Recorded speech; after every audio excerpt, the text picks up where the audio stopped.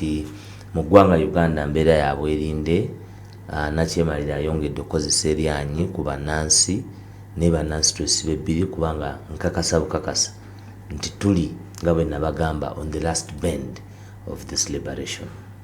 Bigenda kayongo kuggwawo, byonna bigenda kuggwawo nkubuulira, ate bwe banaabikola ne biggwawo bijja kuggwawo. No matter the time we will win this war. Okay, bagiyita Pal FM 107.9 ekkula eri omuntu obulijjo. Twalabye president w'ekibiina kya NUP n'abali ku dda oluvuganya abalala bawubyeko olubu lw'ekigere e Luzira.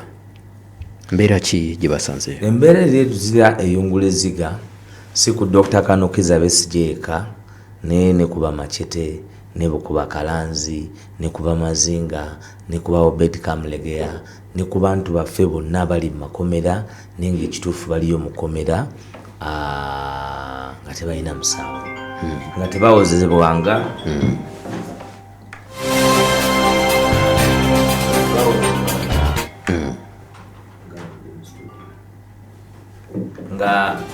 nga tebawozanga nga tebakolanga kintu kyonna naye nga baliyo mu buwambe. So Dr. Besigye mulwadde nnyo, muyi nnyo era teyasobodde nakuva mu buliri wadde ng'eggulo limu baali bamukubye glucose, naye njagala okugamba eggwanga nti mulwadde nnyo, muyi nnyo era tali bulungi n'akamu n'akeddagala. Mu bufu obwo nga mulwanirira bulamu bwa muntu, mu lukiiko lwe twatudde twasazeewo nti towe essaawa 48 okulaba nti gavumenti ekola ekituufu. Ekisooka Dr. Kanokiza Besigye okumuggyako emisango gyonna gye bamuvunaana, kubanga kooti ya Supreme Court yagamba nti okuvunaanibwa kwa munnansi yenna nga si munnamagye mu musango gwonna neweyandibadde munnamagye naye nga tali in the line of duty kikyamu okumuprosecutingira mu General Court Martial. So mu bufu obwo ne twewa essaawa 48 olunaku lw'enkya activity esooka tugenda kutandika na kusaba. Bwe tunaamala okusaba olwo programs endala ezigenda okuddako era ekibiina kya NUP ne abavuganya bonna oludda oluvuganya bajja kuwa ebyo bye bagenda okudda okusalawo okukola okulaba nti abantu bafuna eddembe lyabwe. Ndabyeko ku baluwa gambibwa nti ya General Museveni, President Yoweri Kaguta Museveni, nti ngagamba nti fine mulaga nti muli concerned olw'okuba nti Besigye ali mu komera naye temufaayo okumanya kiki kye yakola. Mu Uganda mu mateeka one is presumed innocent until found guilty. Kati General Museveni alinga agamba nti yamusalira dde omusango kyekikifuula ekikyamu n'okubeera mu General Court Martial kuba yo following the doctrine, following the common law doctrine of one is presumed innocent until found guilty. Amateeka ga Uganda si mateeka ga Bufalansa because fe tuli ba British colonies. Fe tuli ba British colonies, fe tuli ba Commonwealth. Abafalansa be ba Anglophone. Bebogera Olufalansa, abazense ezawambibwa Abafalansa naki Belgium zezeza zituyite zigwa mu Anglophone, bebogera Olufalansa. Kati mu mateeka mu Lufalansa bo ebyabe babiraba bulala. Mu Lufalansa bw'okola omusango bwe bakuteebereza okuzza omusango, burden of proof ebakuggwe okakasa nti tewaguzza. Naye the burden of proof mu musango wano oguli criminal mu Uganda, the balance of proof is reasonable doubt.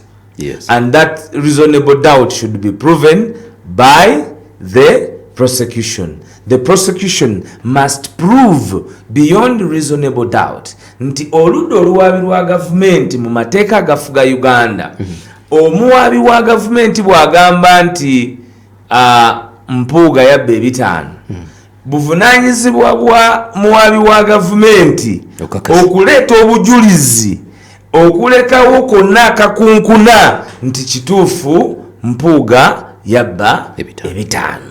ndi mukugeza Munnayuganda ali eyo otegere byenjogera nga osobola okubitegeera mu lulimi olwa bulijjo. So akakungunta, the balance of probabilities in criminal here is on the doctrine of reasonable doubt from the prosecution, kubanga tukiriza nti one is innocent.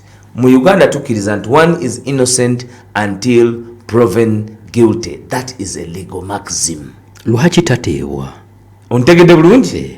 Kakati ye General Yoweri Kaguta Museveni ali mu kutukakasa nti ono alina emisango ejja Nnagomola, naye ate mu musango gwa Kyakuwa gwa Dr. Kanokiza Besigye, Uganda versus Dr. Kanokiza Besigye, Kyakuwa mwe yalinga witness. Bingi ebya discussingibwa mu musango ogwo ebisomebwako olwaleero. Oba tuli wamu? Kakati bw'otunuulira bano ensonga zaabwe General Yoweri Kaguta Museveni ze yeerimbikamu okwokwata ku bisubi nti abazzukulu tumu-understanding. Tuku-understandinga tutya nga tosobola nagoberera court processes nga naawe oli mu kumenya mateeka? Omulamuzi Sekaana yasibye Justice Sagala muyita Justice Sekaana. Kose ky'omulamuzi? Anti Lambanga agambye Justice kuba teyakoze bulamuzi. Munsi yonna kyeyakoze tekibangayo. Ekyo mmanyiganye n'owekitiibwa Musa Sekaana on a personal level. Naye bino ebintu emirimu gye tukola Kayongo n'agamba sigirinaamu mukwano, sigirinaamu kintu kyonna, sigirinaamu kutya kuba bye tutereeza biriwo ku lw'abaana baffe. Mwami Musa Sekaana wakoze ensobe. Ku nsonga za Ssemakadde? Yes. Sinza kubeera wano nesikyogerako kuba mumanyi we have worked together. Nagamba n'abantu abasinga nja kugamba ng'aka akagambo. Yeah. I have worked together with Justice Sekaana Musa. Simu expecting ku deteriorating to this level. Kakati olwaleero omulamuzi asobola okusalira omuntu omusango nga tawozezza na kuwoza. Ekifuga amateeka g'ensi yonna kali nkuwadde Commonwealth ne Anglophone, Abafalansa n'abatali Bafalansa, naye ekifuga amateeka g'ensi yonna ke kali ka maximum ke nagamba nti tosala gwa kawala nga tuwulidde gwa kalenzi. The doctrine of fair hearing. Bawabira Ssemakadde nga muwabira ye Sekaana omulamuzi ate n'amusalira. Kyabadde kikyamu. Tetusobola ne tuba tulina omukwano ekyo kukibikkirira mutusonyiwe ku ekyo. Kakati nga tebannakwata abo ab'amagye abatanabateeka mu nkola kooti kye yakoze, kuba Sekaana Ssemakadde bamusiba contempt of court emyaka emeka? 2. General Court Martial yasiba Kizza Aaron emyezi 9 contempt of court. Olwaleero General Court Martial ne General Yoweri Kaguta Museveni ne banne baganye okugondera ebiragiro bya court, that is contempt of court. Balina basiba emeka? Bw'obanga General Museveni wa mazima balina basiba emeka? Bani? Abajaasi abakulira General Court Martial. Mugabe Freeman Mugabe. Mushabe Mugabe. Mugabe alina kuba mabega wa mitayimbo olwaleero. Nkimanyi nti njogera ku bantu abalina emmundu, abantu abalina obusobozi, abantu asobola okunona ne mu studio nga bayinza okuteesa, naye nina okwogera amazima.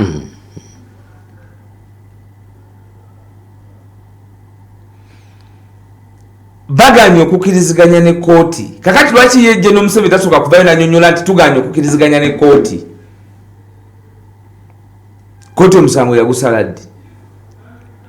Tuli mu lunaku lwakumeka? Muli mu kumenya mateeka, kubanga ne processes mwe bakwatira ba criminal mwazimenya. Kyobola bamulu temuyina ngeri gye mugenda mu kooti ziri ndala. Ndabyeko ku kiwandiiko kyo Minister Chris Balyomosi. Leka tusigenda mwogerako. Oyo omusajja sigenda kumwogerako. Sigenda kwogera Chris Balyomosi. Kayongo mpozo yagala ngende. Kayongo sigenda kwogera Chris Balyomosi. Toddangamu kumubuuza oyo omusajja mu studio eno. Oyo musajja yali afa.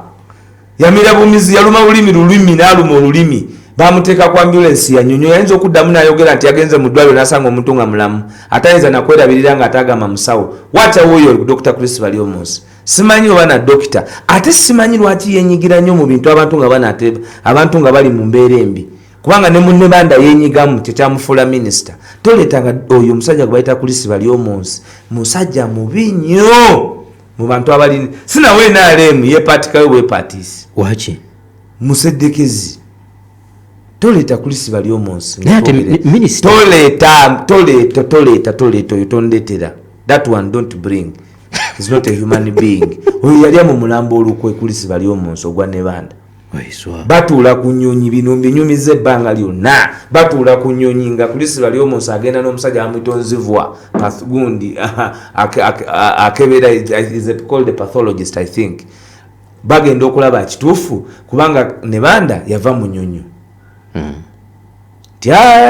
Avudde ntegedde bulungi naye yali yayombye mu parliament gululimu ne first lady.